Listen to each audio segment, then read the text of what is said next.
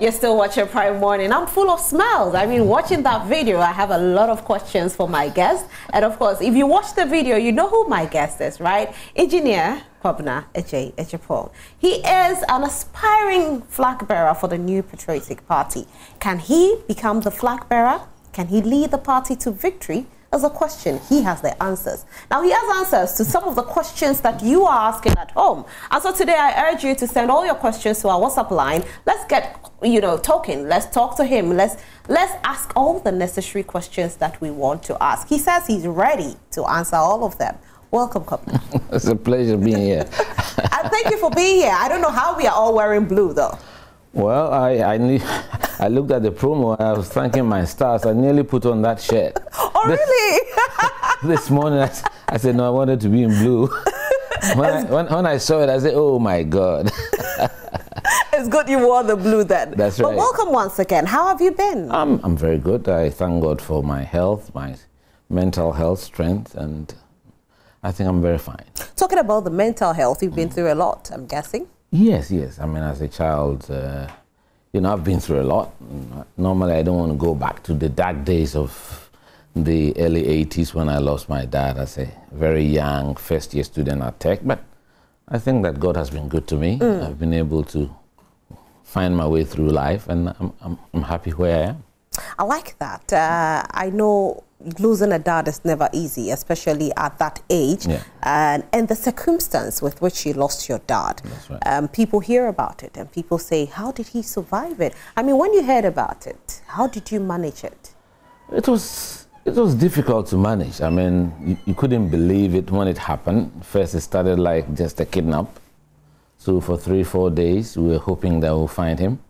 And then it happened on a Wednesday night, and on Sunday afternoon, we were informed that he and his colleagues' bodies had been found at the Bondasi military range. And that was a real shock to the family. As I said, I was a first-year student at Tech. That's how we used to call it at the time. And it was a struggle. Fortunately, those days, university education was not as expensive as now. So I was able to go through it with the support of a number of people who were not necessarily family members. Some of them were family friends, like Mr. Albert Inti, Mr. Befi, and my own good friend, John Sakode. He was my senior at Infansipim. He was the first person to take me on board and say, come and stay with me. Oh, wow. As a young man, yes. He was doing his national service. So leaving your bungalow at Ridge and going to stay in a very small cubicle at Kolebu, that was a big transformation. But my father had taught me to be very strong. He was a very modest, moderate person, and so I picked up a lot of things from him.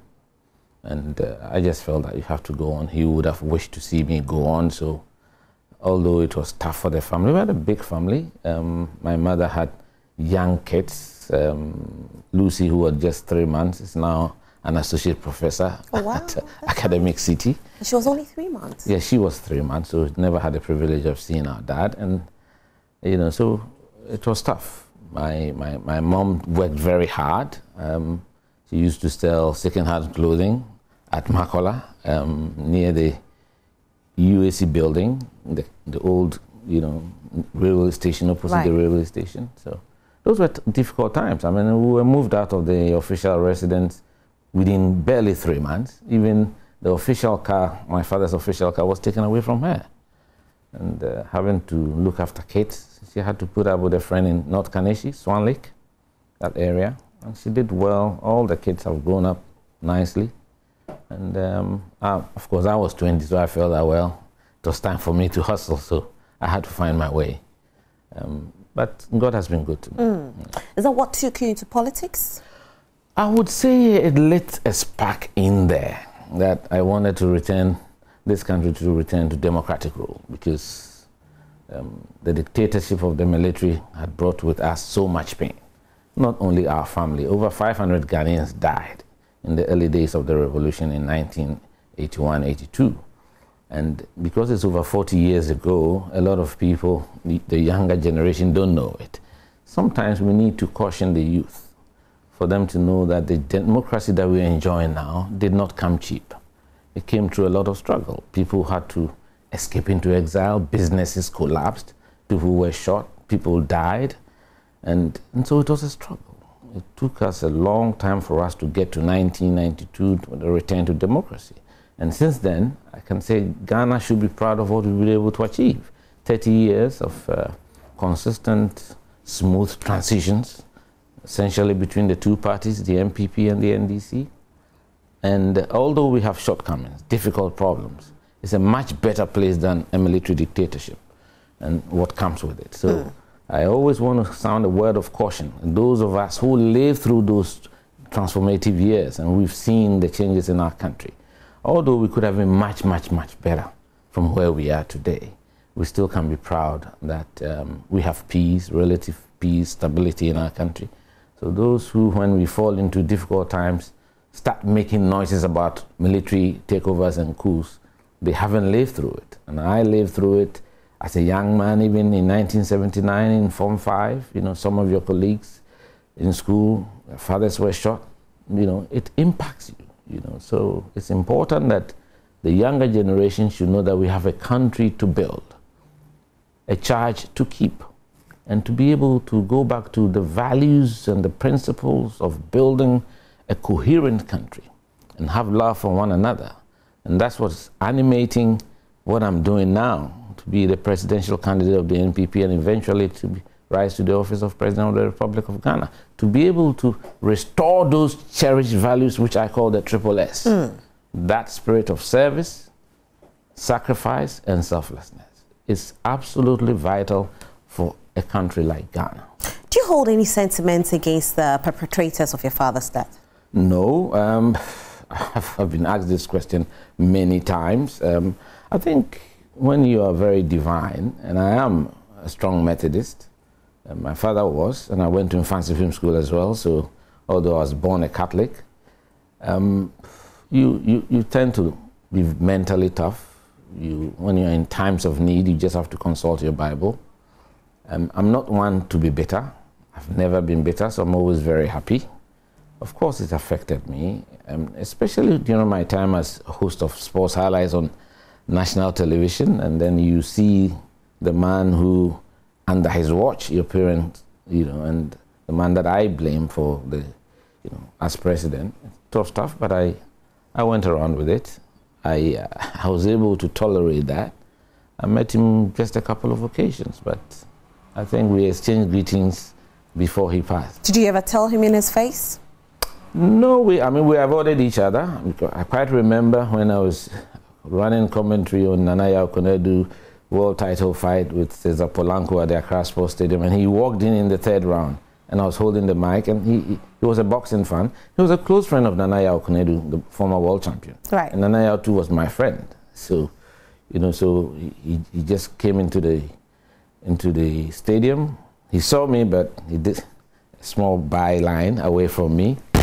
But quite recently, in, was it 2016, I think, at the funeral of Jacob Echibilamte, that's when we really, you know, there he walked straight up to me with a wife, and I couldn't judge Rollins. And so the cameras were all trained on us.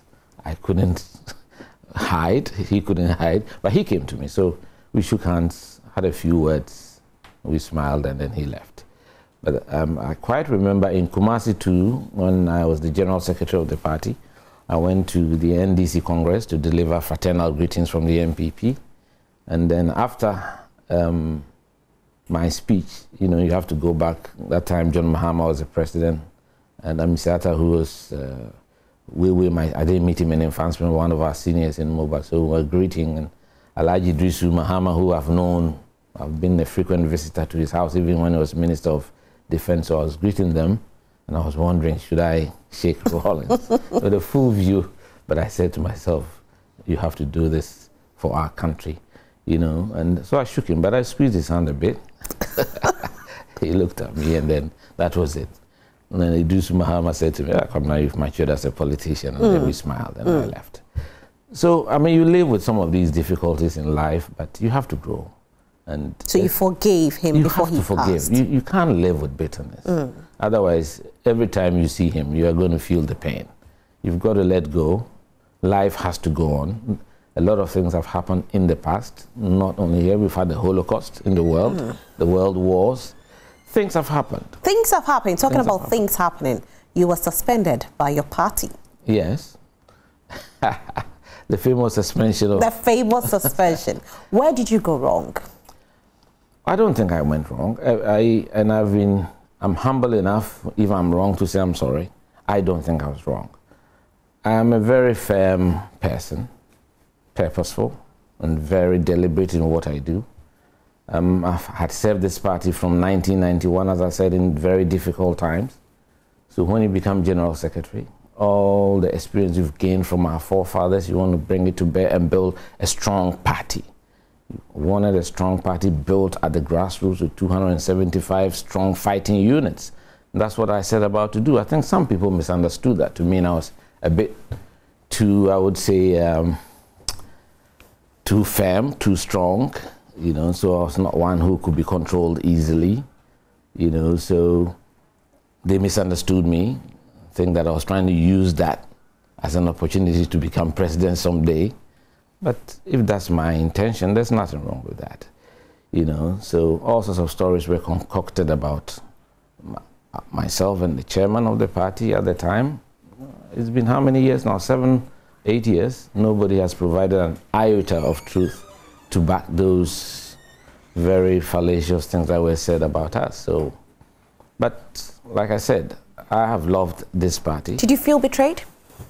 I wouldn't say it. I felt disappointed, especially in some of the elders who I had worked with during the difficult days when you needed to be a man to say you were NPP under military dictatorship. As a young 29-year-old, somebody who was prepared to put himself up, to sacrifice and take a risk. My professional career and all that. Politics took me away from my engineering career very early, you know, and they knew who I was. And the sitting president, I was one of the leading lights of his first presidential push in 1998, virtually managing his campaign. So he knows me. He knows who I am, how tough I am. I love doing things right. I believe in propriety. So for all of them to sit on and watch for all these lies to be perpetrated against me, I thought was very disappointing. Very disappointing. But especially the sitting president at that time? I took it in my stride that, look, in life you have to face difficult situations and you deal with it. What I suffered when my father died was even tougher. And so I felt I had to move on. I had something to deliver for this country. So I left the country for a short while, came back, supported the party, although I was on suspension in 2016, because I love this party. And I think through it, we can make our contribution to society.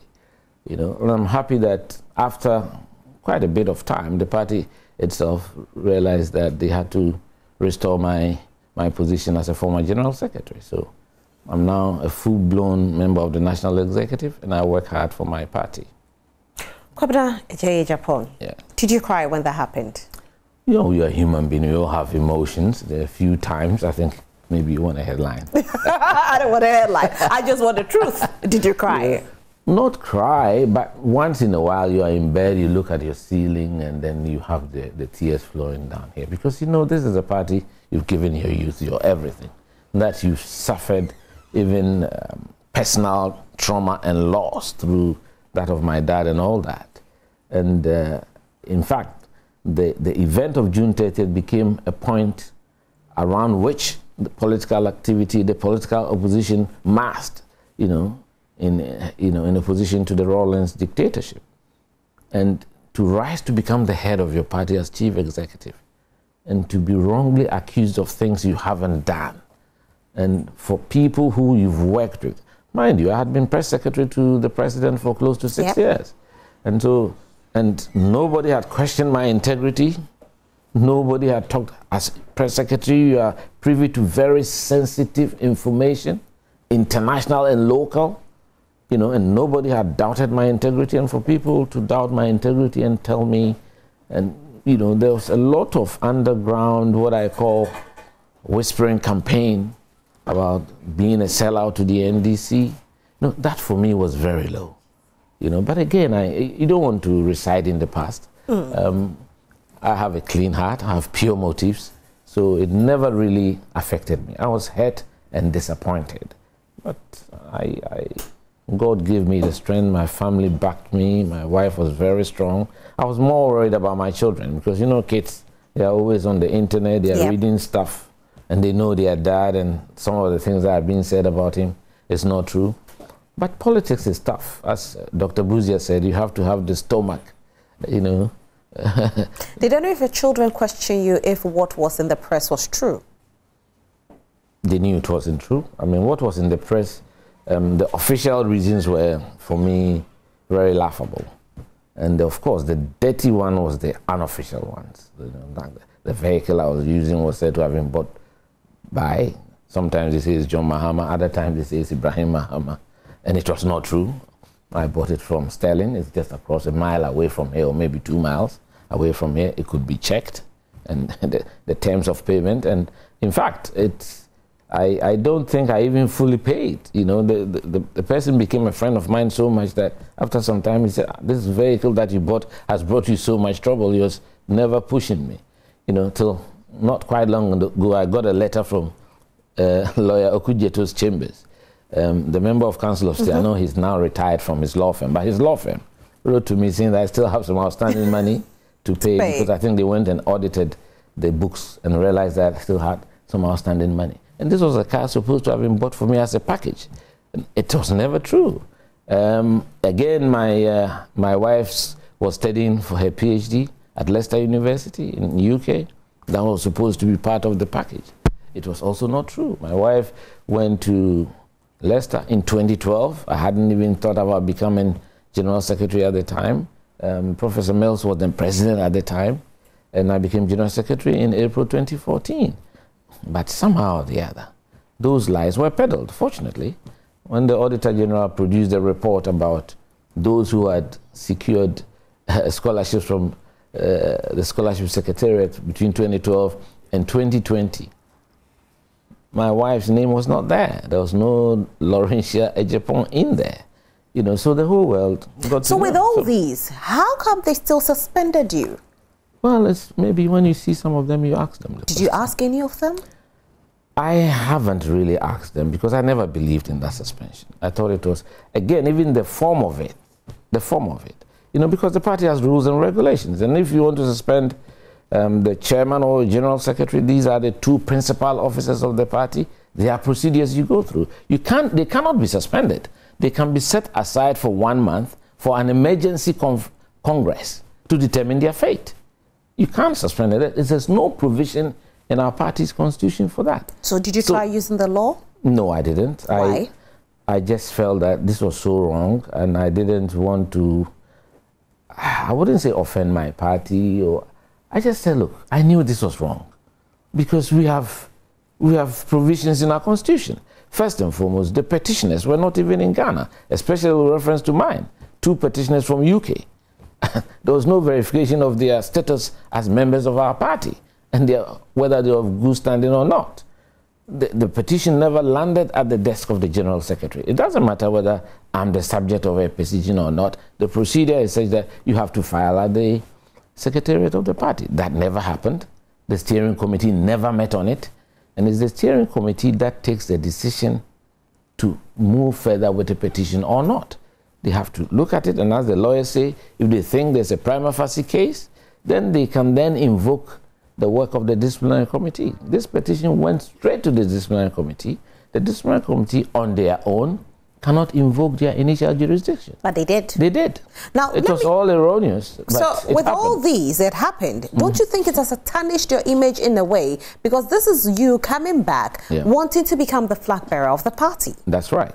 But it gives me the opportunity to go around the country, an opportunity, as you have given me, to explain for the Ghanaian people to know the truth, what happened, you know, and then when I go around and meet the party people, I'm sure some of these questions will come up. I'll have the opportunity to address it.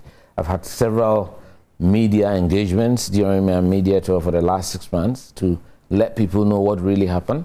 I took the decision not to contest the matter at the time because we had done so much groundwork very well. The most important thing in any political party's preparations towards elections is to have clean and fair internal primaries. And we had concluded the internal primary successfully. Candidate Akufo-Addo had won with 93%. The person that they were claiming that I hated, I was general secretary, and I kept telling them, if you're a general secretary, it doesn't matter who you support. You cannot change the views of the 200,000 polling station executives. But did you support him at that time? I was general secretary, so I didn't support anybody. Right. If you're a general secretary, you are administering the party, you vote, but you should not be publicly supporting a candidate. That is so erroneous, it's so wrong, and it sends such a bad signal. And that's how come the code of ethics of our party, the code of conduct for elections, discourages senior figures in the party to come out openly. They can support candidates. Even if you are traveling with them, that's fine.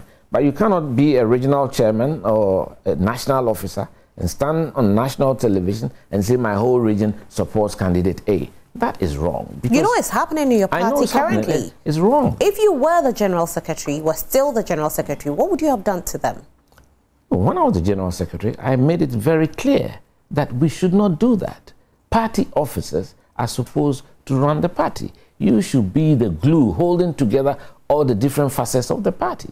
So you should not be seen to work into the whims and caprices of one of the candidates. However much strong the candidate may be, it does not matter. Allow the process to go on, and then when the majority have decided, all of us can then rally round. That's what should happen in any political party. But with this happenings, it has happened. Yes. What would you have done to them? What kind of punishment would you have given to them? I think we shouldn't even get to the point where we talk about punishment. I think we are all senior politicians who should be knowledgeable enough not to be flagrantly abusing the terms of our own code of ethics and conduct.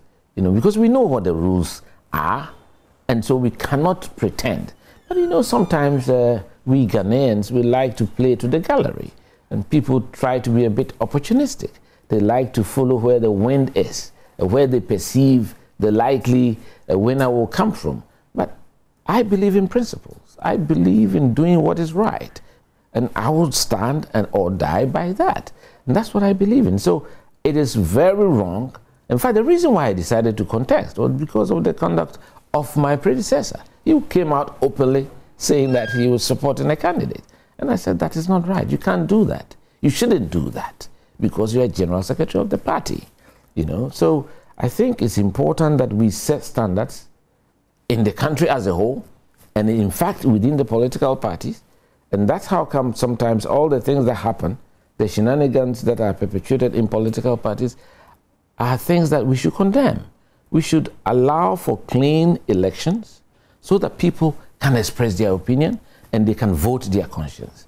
The amount of coercion is a bit too much sometimes. And you can see people, the institutions or the bigger figures in the party trying to cajole people in a particular direction. But as pure Democrats, I think we should allow people to make decisions, allow the candidates to go out there, go and campaign, tell the Ghanaian people what they stand for, their platform, what they are likely to do when they get into office, so that we can have an issue-based campaign. That is what we need as a country. And especially after 30 years of democracy, we have to begin to look at ourselves. We have to begin to recalibrate our values. You know, as I've said, politics is about public service. And I'm worried that we don't particularly understand what public service should stand for in our country. And people are walking through the narrative as if politics is all about patronage, is all about enjoying the perks of political power, and perhaps even enriching yourself. So talking about that, public service, this brings me to the question of the current finance minister. People are saying that, you know, it's public service, we don't want you. Why do you still want to do the job? What's your opinion on it? I expressed an opinion maybe about, 5-6 months ago about that, and it was based on pure principle. I don't want to continue to repeat it. to the extent that the impression will be created I have a personal vendetta. I do not. And so my views are known. I don't know whether you think I should repeat it. You can repeat it, but summarize it. All I want to say is people should be honorable enough to hold themselves responsible for their actions. When you superintend an economy and we hit a rough patch in other parts of society, you walk to the president and thank him for giving you the opportunity to do so. And then you have a fresh set of ideas, a new face to do it. And that's what I suggested many months ago when things were not this turbulent. But again, it is his decision and it's the decision of the president. Do you think your political party has served Ghanaians well? I think our party is loved by Ghanaians. Our party is the party of business. It's the party that normally generates that oomph in the atmosphere. Although we are going through very difficult circumstances now, it's because of the love that Ghanaians have for this political party that keeps the sanity of the republic. You understand? NPP is a party of love, a party of dedication, a party that was birthed at times of adversity. So people gave their all to the party. This is a party that people sold their property to support the party. You know, so through thick and thin, they were prepared to die for it. And that's how come this, and it's a tradition. When we talk about a tradition, it's the UP tradition, United Party tradition. You had the Northern People's Party, you had the NLM, the National Liberation Movement, you had the Togoland Congress, you had the ANLO Youth Association, you had the Muslims Association of Ghana, you had the Ganshimofe. You know, it's all encompassing. So when I hear those who want to pigeonhole us as an account party, I want to shun those who talk like that. It's not This so? is a truly national party. If you look at this, our MPP is a truly national party. Yes, every party may have a stronghold or may have areas that they derive their strength from, but if you look at the formation, I've given you the various... but the strongest hold is the Ashanti. Ashanti is the biggest region in Ghana. Have you heard a few of your... It's got 47 constituencies. Have you heard a few of your colleagues in the party say that they want to give or return the party into the hands of the Ashantis? No, I haven't, and I don't want to hear that. I am a detribalized Ghanaian. I was born in Kumasi, as you said, schooled in Cape Coast for 7 years, lived in Osu. No, me a Ganyo Jimmy. No, so I'm a detribalized Ghana. I don't look. Destiny. We have been fated to be in the borders of Ghana. Where exactly we come from does not matter, and that's why I still believe we should go back to the boarding school concept and then the O levels and the A levels. It's something that eventually, if I'm fortunate to be elected president, I'll sit with stakeholders and go back to it. I left home at 12 years. To go to Cape Coast in fancy film school. You go and meet people who are 18 and in sixth form. The discipline, the hierarchy, you know, the things that they teach you. You get up in the morning, you have to lay your bed and go and lay your, in fact, go and lay your senior's bed before you come and lay your bed. And then you have to make sure your nails are done, because on Saturday, when there's inspection in fancy film and you are deducted marks for lack of neatness, go open your trunk, see whether you've packed your things well. So today, when I get up from bed, I think I lay my bed faster, better than my wife, and she's always complaining because when she does it, say you didn't do it well. I do it better than you. And then when I go to my son's room, it's in a mess because they are SSS graduates. They had to stay home till around 15. When you are, 12 years, you're at home and they don't get to do a lot of the stuff that we were doing in school. You have to go and scrub the toilets, clean the schools, sweep. And if you are deducted marks, you either go and weed or you will not be given exia to go to town. And those of us from the hinterland wanted to go and see the sea and Elmina Castle. So when you deny us opportunity to go and sit by the sea, it's something. So I'm talking about how the educational system used to forge discipline in our schools. Will you bring it back? I would do my very best to bring. I totally disagree. Blamed again the Rawlings administration for succumbing to our so-called Western. Today we've been talking about IMF. I don't think they've ever helped this country, and they will ever do. It's sad that today we have to go to the IMF for us to have a credible program. Are we saying on our own we can't discipline ourselves? But this is coming from your political party. I know, and that makes me. So have they failed us? That makes me even sad. So we've got serious problems to deal with. So does this mean that, Kwabena, the party has failed us then? Why do you want to make a... No, because I'm asking this because a political party is given a 4-year term. We have 2 years left. Okay. And in politics, 1 week is a very long time. And I've said it before, I want to repeat it using your medium, and I want the president to know this is coming from someone who has worked with him, who has lived in the house with him, who knows him well, and who means well for him. Do you have a good relationship with him? Yes, but I don't see him a lot these days. Okay. That's a fact, you know, but I mean, he's someone I can walk to anytime. If I want to see the president, it doesn't take me 15 minutes. I don't think many people have that privilege of seeing the president when I call him and I want to see him. But I mean, I think that he should listen to some of us. We mean well for the country. We mean well for him, for his legacy. And he's worked too hard for this country, 40 years in politics, to go out on a limb. And I think that he's got 2 years, he can turn things around. And I've said it before and I want to repeat it. There has to be drastic surgery of his government.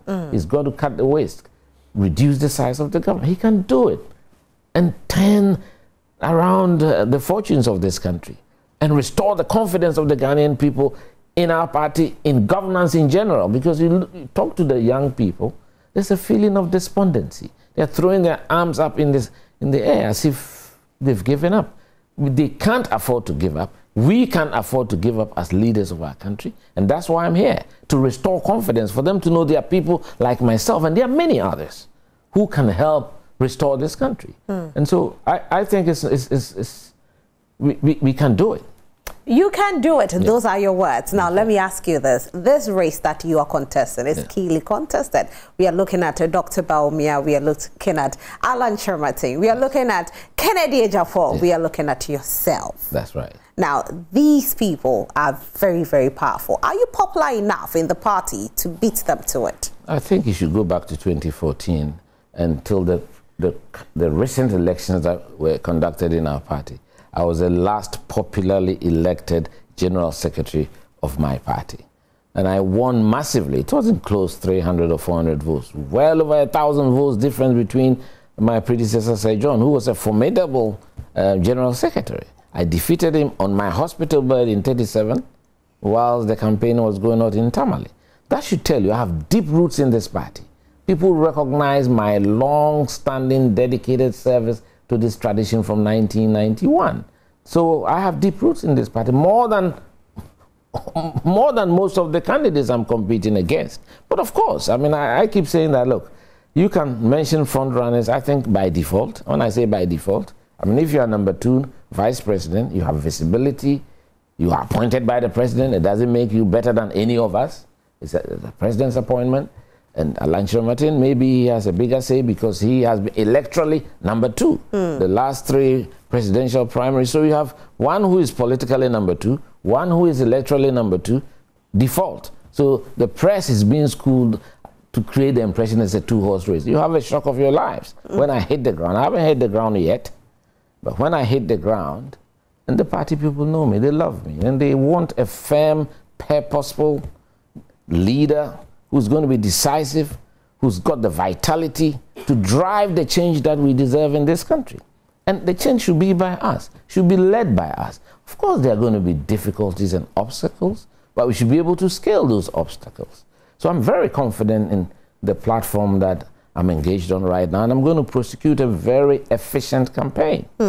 And they believe in me. When you were mentioning the names, you mentioned these 2, that's Alan Chermatin, you mentioned, you know, Bawumia as default leaders. People think that, you know, default front runners. Default front runners. Yes. You don't think Kennedy Agyapong is a default front runner either? I don't think so.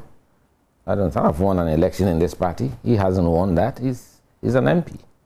You understand? So if you are talking about standing in the party, but, you know, it's not for me to decide. Right. It's not for me to describe who my opponents are. No.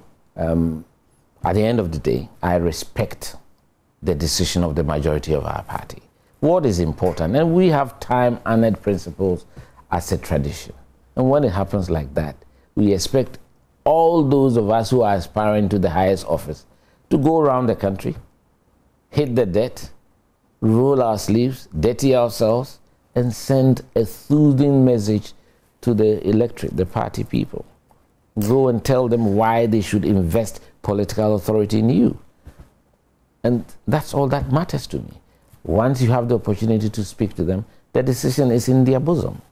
And we should respect what decision they take. So I'm interested in the competition. And for me, the competition is the most important thing. More so because I think we've lost a lot of the values that brought forth this political tradition. And instead of just going around distributing money, we should distribute inspiration. We should inspire confidence. I have some messages coming in, but before I read the message, I just want to know how long you've had the presidential dream.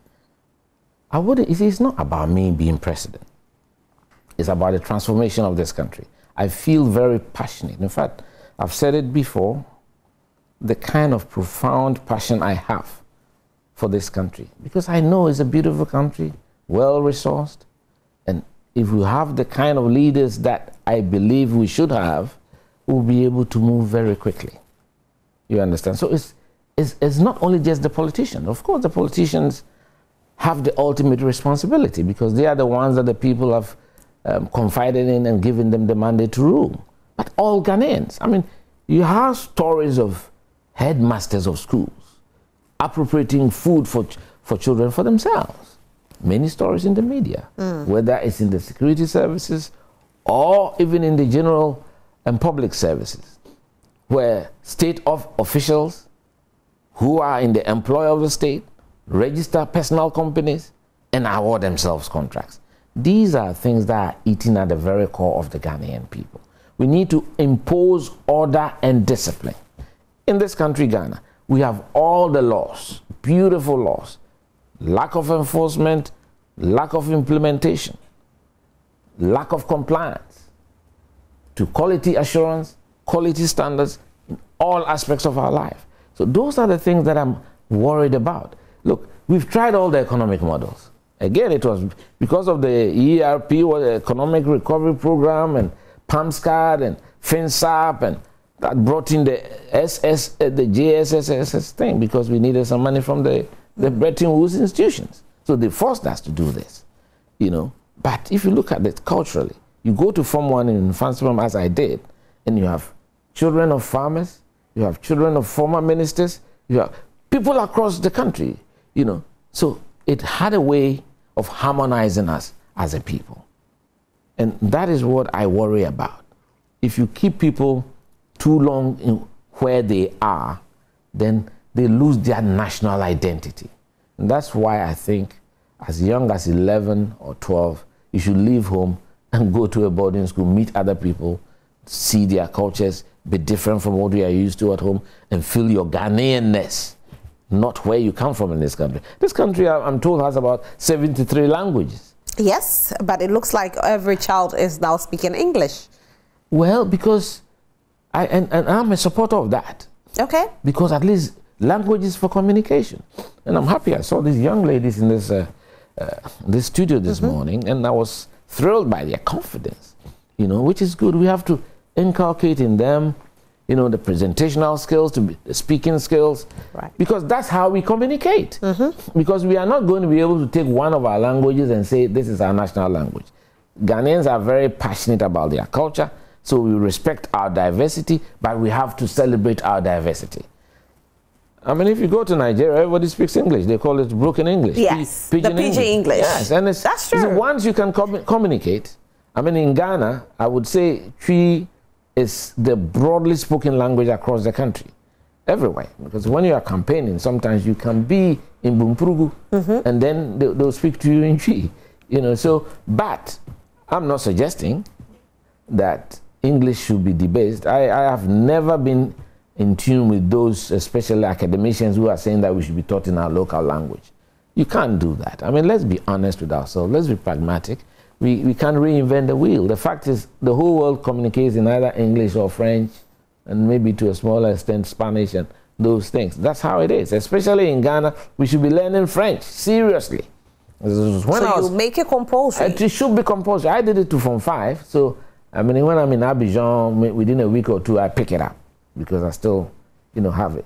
But I think it should be compulsory. We are surrounded by francophones.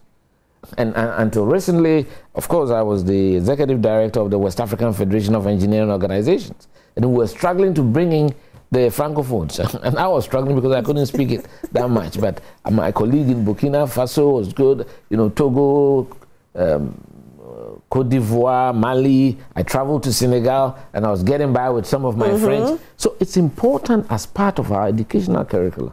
French should be compulsory. It will be good for we Ghanaians. And when you get out, whether it's in the United Nations, of course, our president is good with French, so he gets about quite well with these things. Everybody should have that. This is what I call practical education. What will benefit our students and our people is very important. Okay, let me go on social media as there are some messages coming in on our WhatsApp. This one says, Kwabena has really proved that he is knowledgeable and a great politician who can turn things around when he is given the opportunity. Ata Eduse Ernest, former NADMO director, Bekwai. Okay. This one says, I like this man, and his name is Ray. He's sending a message from Salaga. Kwabena is a very fine gentleman with a strong and powerful ideology. However, I believe we are fed up of NPP and NDC.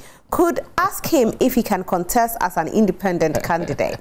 I've heard this thing. I've had calls. If I was in Los Angeles quite recently, I had a meeting with a few Ghanaians there, and I told them, look, I want to restate what I said to the NDC in Kumasi in 2015. In my delivery, I said, for the foreseeable future, the NDC were in government, so the NDC and the NPP are the likely two parties who are going to govern this country.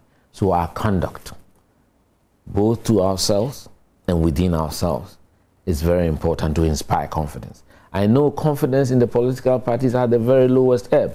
I looked at some of the surveys that have been conducted by civil society organizations, and the respect and regard for us is really down. And so we have to act properly. I mean, what happened with the youth, and was it the youth primaries or something in the NDC over the weekend? Yeah, the primaries, just for the youth and the women's wing. And the images I saw, I wasn't pleased at all. And I do hope that all political parties shouldn't go that far. You know, politics is not about life and death. You see, this is what feeds the perception that we see politics as a piece of cake to come there, cut it up and share. It's about service. If you're really going to do hard work and you believe you're going to sacrifice, you will not be cutting yourselves up to do that. It's as if there's a rush to go and pick up something. Yeah, that's how it looks like. It's bad. And all of us have to begin to change that narrative. And I'm not saying so because I want to be elected the flag bearer of the President of the Republic. I have been press secretary to the President, which is the rank of a minister, for a significant amount of time. And I didn't add on to my real estate because I went in there to serve. You know, and I want people to recognize, I want the new generation to recognize there's beauty and fulfillment in serving your country. And that's how come I always want to get the young ones to develop a career for themselves before they get into public service or politics. Politics should not be a full-time job. You know, find a business to do, a profession. You know, so that when you are out, like when I was frozen out, as you said, for 7 years, I had the opportunity to become the executive director of Ghana Institution of Engineering, looking after all the thousands of engineers in our country and working with the West African Federation as well, and then the Federation of African Engineering Organizations, because I have a profession as a civil engineer. So why did you come back into politics?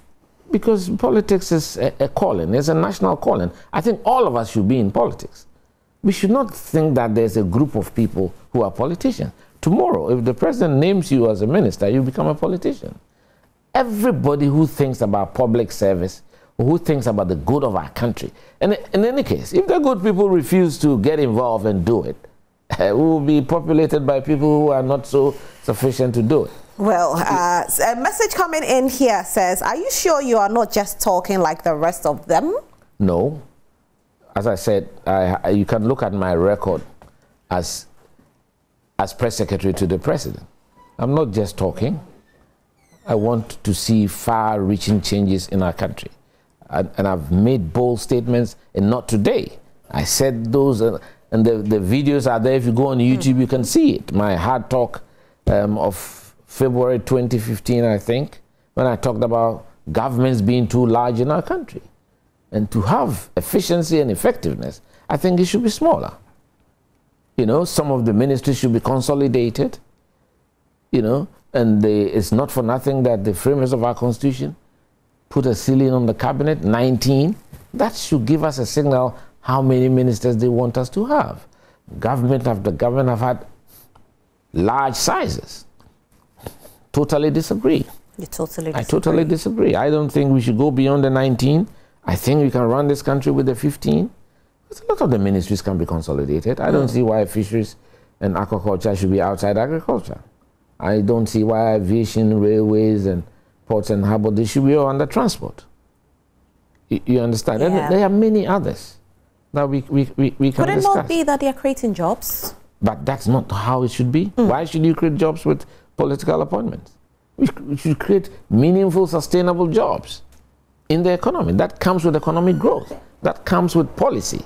You know, so that is what we should be looking at, not using political appointments as job for the boys. I do not subscribe to that. And I'm not saying this because it is now. This is a consistent position I've taken for time immemorial. And those who have followed me they always talk about the fact that I've been consistent on what I've been saying. I mean, the last time I was watching an interview I granted in Takoradi to Sky FM when I was press secretary to the president, I was shocked. I mean, I was saying the same things I'm saying today. You understand? So those are the things that we need. I think that I understand the skepticism of the Ghanaian population. I understand. Yeah. I understand the skepticism. And most Ghanaians also believe that if we should bring in younger people to rule, it will be better. Do you agree? Well, apart from the Fourth Republic, Ghana has always been ruled by young people. So it's not about the age. You understand? We tend to forget that the military leaders, some were even 35, 32, you know, even Agyapong, he was shot at 48. Free Fire was in early 30s. And Nkrumah himself, when he became prime minister, was 42. Buzia, you know, so I was press secretary. That's what people think. Yeah, I was press secretary at 39. So it's not about the age per se, although when you are younger, you have more energy. And you need energy with this job, you know. You need energy with this job. You need vitality, you need drive, you need persistence, you know. And more importantly, you need to be decisive and be able to call a spade and hire and fire and be very firm and deliberate about what you're doing. And that's what I bring to the table. More messages coming in. Kwabena Agyapong has a sense of wisdom and speaks his mind out, and a true leader that we cherish, and we will campaign for him with all our mind and will. Aziz from Tabali. Reform Salaga again says, I need him in Salaga. His number, please. Okay. Good morning, Honorable Kwabena Agyapong. You have spoken well this morning, and your passion for NPP is awesome. We still need your assistance, but I think much was not given on the cause of your suspension. Yeah. Like I said earlier, it was like in the media space or in the public domain, you were painted black, and it has tarnished your image some way, somehow, Kwabena. Well, I mean, these things do happen, and I've had cause during my media tour to ask questions of some of my friends in the media. Having been press secretary to president, they know me, they know what I stand for, the kind of person I am. So you should be able to vouch and say, these are things that KAA would never do. But somehow or the other, I think it's in the past. I don't want to waste too much energy on it. I know my heart is clean. I never did anything wrong. You know, I was just trying to build the party for the first time. We made sure all constituency offices had accounts properly in place so that by the press of a button at the party headquarters, at our accounting circle, everybody, every constituency can be mobilized to do what they are required to do at the local level. Politics is local. And I wanted to build strong fighting units, almost semi-autonomous from the center. Because you see, the basic unit of political activity is in the constituency. And I know that the regional chairmen were a bit uneasy. They thought that I was trying to pull the wool from under their feet. But, you know, at the party headquarters, you expect the general secretary to be in touch with the 270. Is that why they connived against you? Well, of course. I mean, I know that was the reason. People felt I was too ambitious or You know, but that was not the point. I wanted to build a strong party. There is need to have a strong party. And that is why the convention has been that the principal officers of all political parties are members of the cabinet. It's not by law, but it's by convention that every president has respected, because they know that the president is not an independent candidate. He's a product of the party. And who better to have the feel of the country than your general secretary and your party chairman? The general secretary is in touch with 275 constituency chairmen all the time. And they know what is happening at the lorry stations, at the drinking bars. So if you sit in the presidency, you have a back route of intelligence that you can gather, so that presidents don't get isolated. Because there's a tendency in Ghana, when people get into position, you know, the bees swarm around you, they cocoon you, and sometimes they can cut you off reality. You know, but when I was working with President Kufuor, he had a way. He had certain people around the country, and he would get you to call them. You know, right. You know, Yendi, Atebubu. You know, so lunchtime, most of the time, lunchtime he's alone. And sometimes you say, Kwabena, come and have lunch with me. Once in a while, but you don't want to have lunch with your boss, because the tendency is that you may be asking you to talk about people, and then you don't want to do that. You know, so, but that was the best time that I would get people to come and talk to the president. Lunchtime, quiet. I normally will have my lunch with Aliu, the former late vice president, may his soul rest in peace. You know, so I would go and sit with him, talk with him, because he was a technical person like myself. He used to work at the state construction company. He was a quantity surveyor, so I was very close to him. And through Dubois, at the time, he had a company called Lidra. He was one of the backers of the party way then in 1992, so I knew him very well. But I'm saying that when you are president, surround yourself with people who can look you in the eye and sometimes call you out. You need that. See, this country and praise singers, sycophants, they love it because they get something out of it. They profit from the chaos that they foment.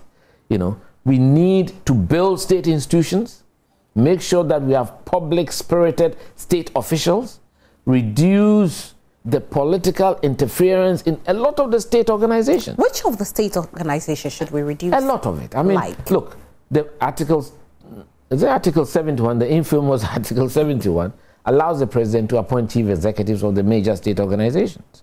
You understand? That is fine. I think the president, who has the mandate of the country, should have the authority to do so.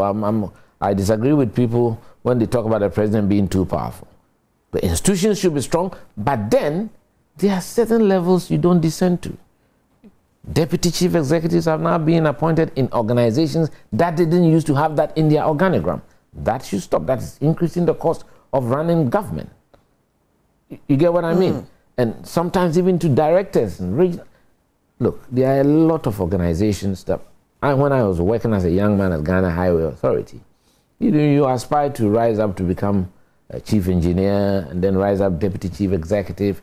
You don't want somebody to be thrust on top of you just like that. A technical organization like Ghana Highway Authority or Volta River Authority or Electricity Company, Corporation of Ghana, used to be a company now, you know, and many others like GNPC. These are technical engineering organizations. You know, fine, the president can appoint the top, but shouldn't touch anything else. Because people grow into those organizations. Right. They become technocrats, they know it, they have the experience, they have the institutional memory, and so that the one at the top can tap into it. And the practice where chief executives get appointed, and we have politicized organizations, even into the security services. Everybody knows this man is NPP, this man is NDC. Why? We have a country. People have to be professional about what they do. You have been given work to do, chief director of a ministry. And again, it's some of the people, the occupants to themselves. They themselves, as we say in Ghanaian parlance, eye service. They do more than they are requested to do just to satisfy or ingratiate themselves to the ministers or to the political authority. This should stop. Right. You should have assertive, strong, knowledgeable public servants who can look the Minister of Finance in the eye and say, hey, this borrowing is too much, it's not sustainable. You know, so I blame the technocrats at the Bank of Ghana. You know, unfortunately, the governor is my classmate, my good friend. So you blame him as well? Of course, I've told him personally.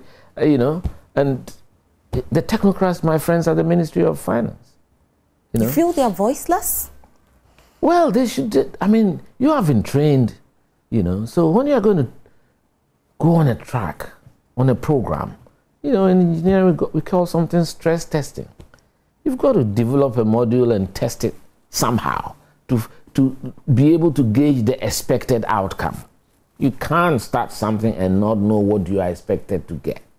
You may miss it by a bit, but there's something we call confidence interval, plus or minus. You understand?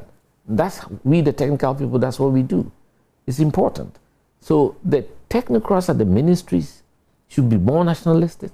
They should be firm and strong and stop being praise singers and sycophants and just gaping sycophants looking into their bosses' faces.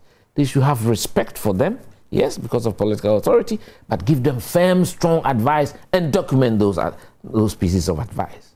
So that if the minister chooses not to take it, at least you have a track, you know, that can be followed to see what you did as a public official entrusted by the Ghanaian state to be there to protect the state of Ghana. Right. Let me read some more messages. Although the party is not being fair to him, but he's still alive and the best man for the party. I love him because he always tells the truth. Lolonyo inside Trifo Praso. Okay, this one also. I salute Kwabena for the bold decision. I support him and I'll campaign for him in the northern region. Thanks. And this is coming from Inusa Chenu. Great delivery this morning. I wish you have your own political party moving forward. I think people are really calling for you to have your own political party. I have a lot of messages coming in. I'm trying to read most of them. Okay. 1 second. Okay, so you at home can also call in. I think I'm going to give way to just about 3 phone calls. Just 3. Oh, I have my first call out on the line already. Hello, good morning, Joshua. Good morning, madam. How are you? It's great. My name is Joshua Asafo. All right, talk to us. Yes, I said, I love this man, this Agyapong. I'm an NDC person. But if this man will be he will be elected as a candidate for the NPP, I will vote for him. Because he have the truthful aspect. He thinks like me, the way my mind is, and the way my thought is. I'm 60 years. And this man, I love him. Long time I know him as a gentleman. I've contested as an assemblyman before at this Blemago and Woyema. But how he's spoken this morning, he have win my vote. So I pray to God that God should give him that position to be the candidate of the NPP. All right, thank you so much. And may God bless him. I'll look for him and come and say hello to him and pray for him also. Thank you. All right, thank you so much for calling. My next caller, hello, good morning. Yeah, good morning. Gerald, how are you? I'm doing well, and you? Fine, thank you. Talk to us, Gerald. All right. Let me congratulate my mentor. He's my role model. Yeah, he's my role model. Mr. Agyapong is my role model. In fact, during the 2014 campaign, I was among, but just that, you know, we were numerous of people and he has forgotten me. I have completed university and that. I will be his campaign manager. In fact, if only he will find me, I'm in Kumasi, we will support him. He has got great ideas, irrespective of what happened. In fact, he's a man of, just words. He's a just man. He will tell you, look into your face and tell you, man, bro, what you're doing is wrong. This was what he was doing, and those people was not liking him. But no problem. What God has blessed, no one can curse. So, Mr. Agyapong, I'm Gerard. This is my line. I don't know where I'll get you. May God bless you. May your aspirations come to pass. Thank you. All right. Thank you so much for calling. You want to say something before? It's easy to get me if he goes on Facebook. Okay. And that's Kwabena Agyapong. He spells it well. I'm sure he can send me a message and I can send him back. Okay. And I think even on Twitter and Instagram, although I was born before computer. You are still in the computer age. I'm trying. All right. Felix, you're calling me from Malam. How are you this morning? Yeah, I'm okay. Good morning. Good morning. Talk to us. I don't really know how I don't really know how to describe what's sitting in front of you. But all I know is that, one, his personality is perfect. His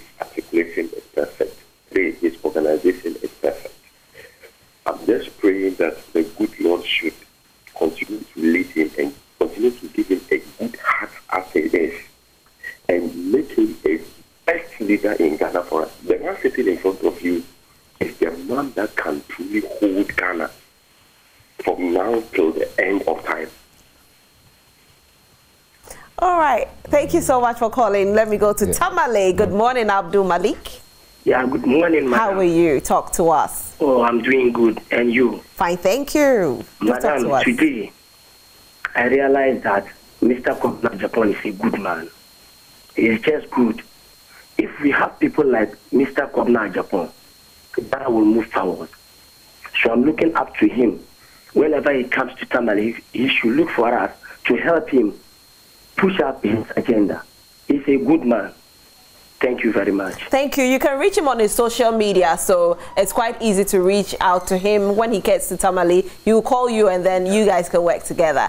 But let me go to my next caller. Hello, good morning. Maharad.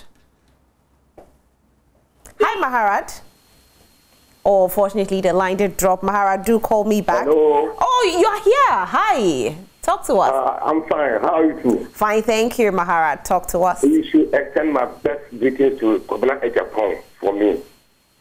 If the NPP delegates, or even if the NDC, you should support both NPP and the NDC, you should support and give our full support to this man, this gentleman. From the NPP side, from the NDC side, I think one of the corners is the NDC man. And he's like the way this man's talking this morning. And I just give him my essence, my prayers, my everything to Kwabena Agyapong. May God grant him very, very long life, strong and healthy, to come and be a president for this nation. Thank you, madam. Thank you. Thank you so much. Okay, let me pick my last call. I have so many messages here. I don't know if I can read all of them. But Owusu, let me talk to you. Good morning. How are you? Hello, good morning. Talk to me, Owusu. How are you? Please, I'm fine. I'm calling from the Kwai. Okay. Kwabena Agyapong is a very nice man with such good personality and character. I quite remember when growing up with my father, and I started to say from the Kwai. Hey. Always you come to me and then I'll tell my father that when I grow up I want to be like Kwabena Agyapong. So sometimes when I'm there doing something, he will just come to me that then I will change all of a sudden because of his sense of discipline, how he acts, how he holds public positions and all that. So in fact, sometimes it pains me how Kwabena was treated in our own party that he sacrificed so much for. So now that opportunity has come, then he's aspiring or has it in mind to contest for such position. I think we all need to rally behind him. We need his ideas, his dynamism, his attitude, his sense of discipline, something that we need in this country right now. So Kwabena, may God richly bless you for what you have done for us. We, the younger generation, we have looked up to you for a very long time. And I'm happy that today I've had the opportunity to listen to you once again. And I'm very much grateful. May God richly bless you, Kwabena. All right, thank you so much for calling. And you guys have gotten Kwabena emotional this morning. I have to hand you. Let me hand over the tissue to you because you've gotten a little bit emotional. It's all right again. You're human. I mean, they're just making me tear up a bit. Yeah, you're tearing up a little bit. Yeah, but that's fine. I mean, we are all emotional people. Look, this is a beautiful country. And I think we need to be able to emit and transmit positive energy to the society. Let them know that this is a country worth dying for. We have a young population. And we can do better for our country. That's all I'm saying. I mean, we can. And you don't need that much to survive. I have been ostracized for the last 7 years. But I think I don't look that bad. I'm not dead, with nothing. Because you have to be moderate. If you moderate your tastes and you are disciplined and you care for others and you have empathy, sometimes God gives you satisfaction. So I want us as political leaders to stop tearing at each other. The attacks, the language, the use of insults, and sometimes even those of you in the media. I mean, there's so much aggression in the media You know, sometimes I listen to them and say, you are hosting a program. You've got to be decorous, diplomatic, tactful, and nice, because people are watching you. And when they are watching you, they want to learn something from you. So you lead by example. You know, and that's what we need to do as a country.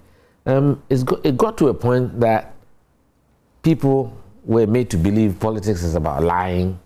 It's politics, it's less mafia. That is not how countries are built. The great countries that we aspire to become were not built that way, on the back of lies and calumny. No, it's built on hard work, sweat, meritocracy, and doing what is right. Propriety is very important.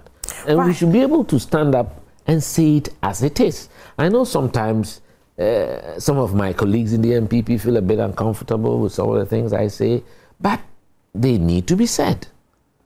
And I pray and hope that the president's heart will be touched. He's got 2 years, and we can turn things around in this country. You know, I've said in times past that it's very novel that he hasn't had a major reshuffle in 6 years. I haven't seen that with any president around the world. You know, change is good. And sometimes shifting people around, even without dismissing them, would allow for new people to take over new portfolios and create new energies, that kind of stuff. You know, but I always believe in a small government. It's more efficient, more effective. The president will have a better handle of the situation and be able to demand more from his team. Right. You know, should never be satisfied. Demand more from your team, results-oriented, you know, and chase the progress. We need to do these things and have serious milestones that we can use to evaluate how far we are progressing when we are in government. And it's important that parties are strong so that the principal officers of parties, the chairman and general secretary who sit in cabinet, will be able to chaperone the president and his government when they are taking decisions and actions, to make sure that it inures to the benefit not only of the party, but the country, more importantly. You understand? So that's why I think that convention has been respected, although it's not in any constitution or any law, but everybody recognizes that it is the parties that bring forth the governments. And so the parties have to start behaving properly. And that's why I said what happened over the weekend, I was disappointed in it. And I do expect that at least ours that we've seen was it wasn't violent? It wasn't violent at all. It went off well. It was tough though. But we should reduce the monetization of the political process. And that's how come I want to encourage people to make small contributions. It may be 5 cedis, 10 cedis. The ownership should be of the base of the party. And that's how come I don't subscribe to 2 things that have happened recently. Because if you're a party agent or you're a party polling station executive, you should love the party enough to be able to go and buy your own form. So the decision of the vice president to go to the party headquarters and say that he will pay for all the registration, I think it's in bad taste. Sends a wrong signal. You know, and some may even misinterpret it to mean you're trying to buy the votes of the electorate. Another says you buy the album. And that's what I'm going to add. Yes. And Alan Shermatin too went there and said he's going to buy the album. And they understand. Because I think we have albums already. So I don't know which albums they are talking about. And I didn't expect the chairman and the general secretary to shake hands to that. Yeah, they shouldn't be encouraging that kind of behavior. You know, we should be encouraging that dedication that really brought forth this party. When people were prepared. As a young man, civil engineer, working at Highway Authority, every month, religiously, you take something and put it in a kitty. We used to call ourselves the Young Executive Forum. Then we ship that money off to the General Secretary, Agyapong Boateng, to help with his bills and what he has to do running the party. They should have a mentality of giving something to the party and to the state. We should stop this thing about, in fact, I don't, because he's competing, I don't want to be seen to be saying something against him. But, you know, the chairman of the DC, there was a tape doing the rounds that no contribution, no chop.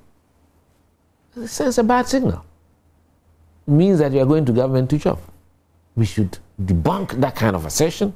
We should shun that kind of thinking. We should reorient ourselves that you go to government to give something back to society. Society has taken care of us. The poor cocoa farmers who subsidize our education. What are we giving back to them? You know, we don't have to go into government and now start living large. And those are the wrong examples the young people are looking up to. People who just finished school, never worked before, became ministers and deputy ministers, and are flaunting houses and cars. And so the younger generation think that the quickest route to money is to become a politician. No, I want to debunk that assertion. I built my house from the sweat as an engineering consultant, and that's where I still stay. I even refused to stay in government property when I was press secretary to the president. I have my own house, I have my own car. Why should I be using official cars? Right, I have a lot of messages. When I say a lot of messages, I don't think I've received so many messages in a long time. This one says, hi, I'm Volta Jata. Listening to Kwabena Agyapong this morning reminds me of how our current president, Nana-Addo, started his quest for power. But I feel some positive sensation behind his talks. And we are hoping for someone who will make a change in our political system. We are with him. Okay. I really fall for Honorable Kwabena because I'm surprised by the potential in him. If this man will be a flag bearer of NPP, I think 2024 may be for NPP. Good morning.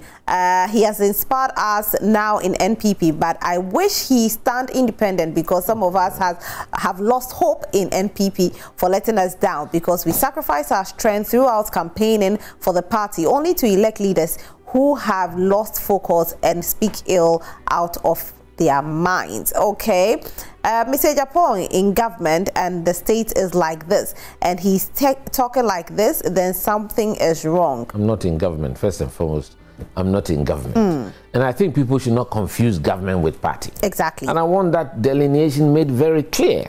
Yes, parties produce candidates who become presidents, but the party is not in power. It's the president that is in power. And that's why I talked about the role of the general secretary and the chairman in cabinet.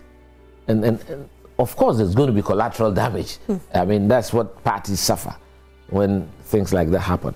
But the impression, I don't think it's unfair on the NPP to load them with all the angst, you know, because I always believe that there's a difference between party and government. And party cannot be held totally responsible. Maybe partly responsible because their duties of care, of guarding the process and also guarding their government is something that they cannot run away from.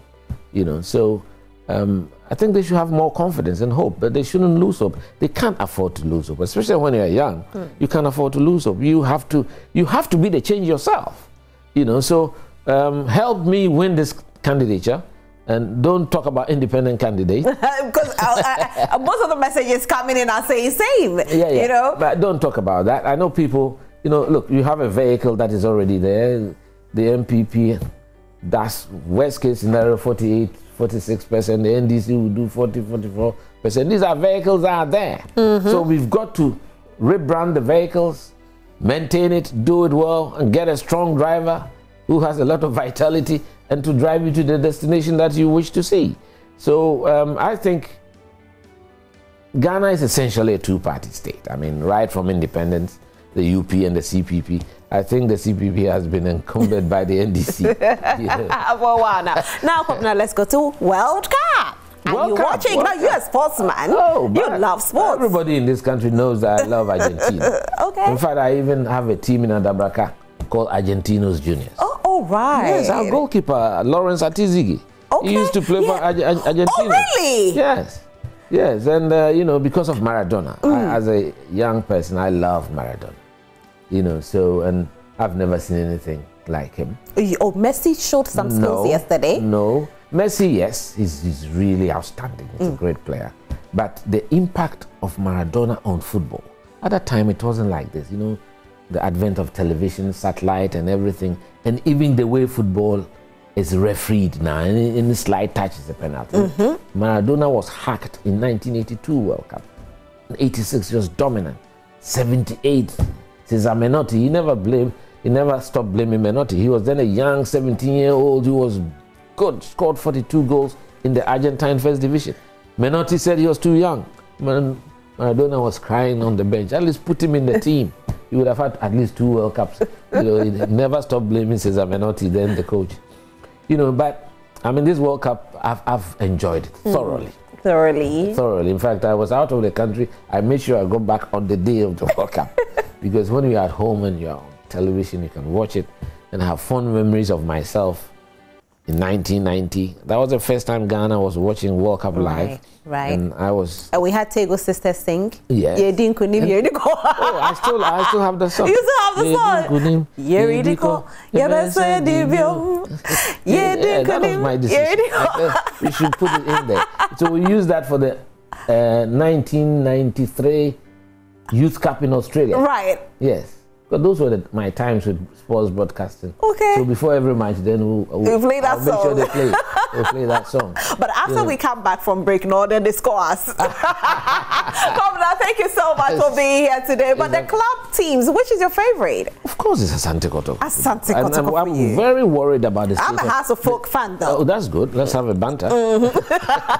You know, the state of the local league, the over concentration on the Black Stars, to the detriment of our local league. The football league itself can be big business. Look at those people who are employed in the Premier League. You know, so I think there has to be a deliberate policy to rejuvenate the league, our interest. Unfortunately, I don't have enough time. I don't have time. My time is done. And so I just want to say thank you for being here. And so what are you telling the people voting for you? I want them to have confidence that Ghana is a country worth dying for. They should have trust in me, that I've been schooled by our own leaders from Edubois and Kufuor till today to give them the best as party and as Ghana. Thank you so much for being here today. We are super grateful. Of course, we will see you very soon, hopefully, as the flag bearer of the new Patriotic Party. And your name is Engineer Kwabena Agyapong. Thank you so much for watching the show today. My name is Roslyn Felly. When you go out there, make sure you spread the good news. If you want to speak to him, you can reach him on his social media handles and he will respond. Enjoy the rest of your day. I've been doing this with KMJ. Bye.